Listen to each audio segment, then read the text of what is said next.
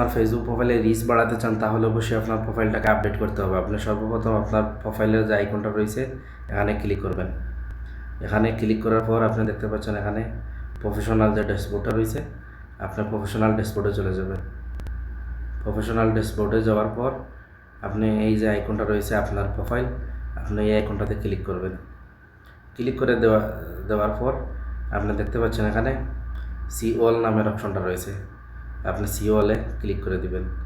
দেওয়ার পর আপনি এই যে আইকনটা দেখতে পাচ্ছেন রিচ মোর প্রোফাইল, ঠিক আছে, এই আইকনটাতে ক্লিক করবেন।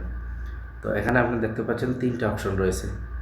তো এই 3টা অপশনের কাজ হয়েছে অবশ্যই I want to maximum my earning.